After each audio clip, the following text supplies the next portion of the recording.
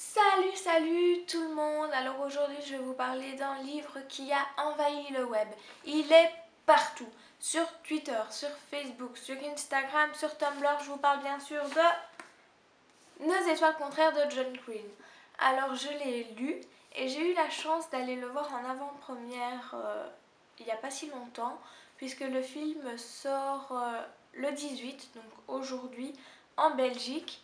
Je vous ai fait cette vidéo pour vous montrer, enfin pour vous faire découvrir un peu ce que moi j'ai ressenti par rapport au livre, par rapport au film aussi, et j'espère que ça vous plaira. On commence bien entendu avec le livre. S'il y a un mot que je peux dire pour décrire le roman, c'est épatant. Faut savoir, pour ceux qui ne l'ont pas lu, que l'un des thèmes principaux est quand même la maladie du cancer.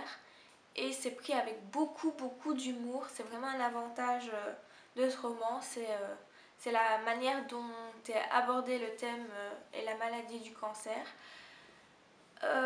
Il est drôle, il est émouvant, il est romantique. Maintenant, ça reste une histoire d'amour pour adolescents. Mais c'est un très bon bouquin. Ce que je reproche, non pas à l'histoire, mais au bouquin en lui-même, c'est l'engouement qu'il engendre. Je veux dire, on dirait presque que c'est une nouvelle Bible sociale, alors que bon, c'est un roman, quoi, c'est une fiction. Euh, c'est un très bon livre, mais c'est pas non plus le roman philosophique qui va vous changer la vie. Oui, il nous montre une manière différente de voir les personnes atteintes d'un cancer. On les considère plus tellement comme personnes malades, personnes qui souffrent ou personnes qui va mourir tout simplement. Enfin, moi déjà, c'était pas le cas au départ, mais après avoir lu ce livre, j'étais vraiment, je me suis dit waouh quoi. Même si je vois pas les personnes comme personnes qui souffrent, enfin les personnes atteintes du cancer comme personnes qui souffrent, elles ont vraiment une vie en dehors de leur maladie, donc faut pas vraiment les mettre dans une case et dire ben voilà, elles sont malades, elles vont pas bien et elles ne vivent qu'à travers leur maladie. Donc voilà, comme je dis, c'est un très bon livre. On voit peut-être différemment les personnes atteintes du cancer, mais c'est pas le livre qui va vous changer la vie. Maintenant, je vous conseille quand même de le lire et dites-moi ce que vous en pensez. Mais moi, j'ai vraiment aimé. Donc voilà, très bon livre, je vous le conseille et courez l'acheter parce que franchement, il le mérite, même si c'est pas le livre qui va vous changer la vie. C'est un très bon roman. Par rapport au film, maintenant, j'y viens, eh bien, il y a quand même beaucoup de choses à dire par rapport au contenu, par rapport à la réalisation, même si j'ai pas la prétention de m'y connaître d'un point de vue technique, mais il y a quand même pas mal de choses à dire. Niveau contenu, il se rapproche beaucoup du livre. Je veux dire, il est respectueux du roman. Il n'y a pas une scène qui est mal placée par rapport à la chronologie du livre. Maintenant, il y a quelques petites scènes qui ne sont pas mises dans le film, mais faut dire que le film fait quand même 2h05, qui est une bonne durée pour les films actuellement. Euh, Malgré ça, même si, comme je dis, le film fait 2h05 et qu'il y a quelques scènes qui manquent, j'ai quand même été déçue de ne pas voir la scène où Hazel et Augustus écrivent l'annonce pour la balançoire, malgré qu'il y a une scène avec la balançoire qu'on a pu voir dans la bande-annonce. Donc j'étais quand même un peu déçue que cette scène ne soit pas mise dans le script du film. Il y a une scène aussi où Hazel rend visite à Isaac à l'hôpital lors de son opération des yeux. Elle n'y était pas non plus. Je vais dire que Isaac est vraiment un personnage secondaire autant dans le livre que dans le film, mais on le ressent quand même un peu plus dans le film que dans le roman. Mais sinon, franchement, niveau contenu, c'était bon. Niveau script, c'était pas mal aussi. Je veux dire, il n'y avait pas une phrase qui était trop éloignée du roman original. Je vais passer à la réalisation qui a un petit peu des choses à dire, mais pas tellement. C'était presque parfait. Je veux dire, l'émotion elle était là, à travers les scènes, à travers la manière de tourner, mais on sentait quand même l'influence américaine sur certaines petites scènes, comme par exemple lorsqu'ils vont à Amsterdam, on voit l'avion décoller, on le voit atterrir sur une musique bien peps, avec ensuite une petite séquence des lieux touristiques à Amsterdam qu'il faut absolument visiter, une séquence super saccadée. Enfin, moi je trouvais ça très américain. Il y a une scène aussi où Hazel est dans sa voiture et qu'elle conduit avec une musique bien triste. Enfin, maintenant je vous dis pas tout le film non plus, mais ces deux scènes-là m'ont fait vraiment sentir la production américaine, bien que c'était pas tellement dérangeant, mais pour moi je l'ai ressenti vraiment comme ça.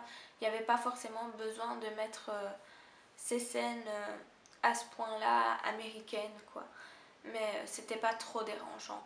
Maintenant, niveau réalisation, j'ai bien aimé la manière dont ils mettaient les textos que Hazel et Augustus envoyaient. Je veux dire, c'était une manière assez fraîche, elle s'affichait à l'écran dans des petites bulles. C'est pas une manière originale parce que je l'ai déjà vu dans un ou deux films, mais ça apportait une petite touche, je veux dire fun, un petit peu peps et fraîche dans le film, donc j'aimais vraiment bien. Niveau casting, eh bien, même si les acteurs ne ressemblaient pas forcément au personnage du roman, je pense notamment à Nate Wolff qui est brun dans la vraie vie et qui est brun dans le film. Son personnage d'Isaac est blond dans le roman. Et ben, c'était pas dérangeant du tout. Tout simplement parce que leur jeu était super naturel et on sentait vraiment l'émotion dans les scènes, donc c'était parfait, même s'il y avait des différences physiques entre acteurs et personnages, ben, il n'y avait pas de problème pour ça. Mais moi j'ai eu la chance de le voir, enfin chance ou malchance, ça dépend comment vous voyez le truc. Moi je l'ai eu la version française et bien que les voix sont correctes, je vais dire elles sont correctes, je vais pas dire potables, on va dire elles sont potables parce que voilà, je m'attendais pas à des voix comme ça quand on a entendu la bande-annonce en version sous-titrée français, enfin version originale sous-titrée français, on s'attend pas à avoir des voix comme ça en français. Mais voilà, elles correspondent plus ou moins. Maintenant, il y a juste un point négatif qui m'a vraiment énervée et ça m'a vraiment fait, excusez-moi du mot, mais chier tout au long du film, c'est la manière dont ils disent les prénoms. C'est une manière vraiment très très appuyée sur l'accent en anglais. Moi je veux dire, je dis Hazel Grace Lancaster ou Augustus Waters. Donc oui, j'ai un accent quand même. Enfin, je veux dire, je vais pas essayer de le dire correctement. Moi, je le dis de la manière le plus naturelle possible pour moi. Et dans le film, c'était vraiment appuyé sur l'accent anglais. C'était Hazel Grace Lancaster ou Augustus Waters. Et c'était super chiant quand vous avez cet appui sur l'accent anglais, puis la phrase continue avec un accent tout à fait normal. Donc moi, ça m'a dérangé tout le long du film. Mais sinon, la version est potable, je vais dire, c'est pas encore trop dérangeant à part le fait des accents appuyés sur les prénoms. Sinon, niveau script, comme je vous l'ai dit, il n'y a pas une phrase qui est mal placée ou mal traduite. En bref, j'arrive à la fin de cette vidéo, autant le livre que le film, ils sont très bons. Le film est une très très bonne adaptation, moi je vous conseille d'aller le voir. Le film donc est émouvant, romantique et drôle, mais surtout quand même émouvant. Si vous avez pleuré pour ce petit roman, je vous conseille quand même de prendre vos mouchoirs pour le film. Voilà, moi c'est la fin de la vidéo. Excusez-moi. Je voulais m'excuser aussi pour ma voix qui est un petit peu enrouée. voilà, n'oubliez pas de commenter la vidéo en me disant si vous avez lu le livre, si vous comptez le lire, si vous avez vu le film ou si vous comptez aller le voir. Et moi je vous dis salut, je vous fais de gros bisous et à la prochaine. Au revoir.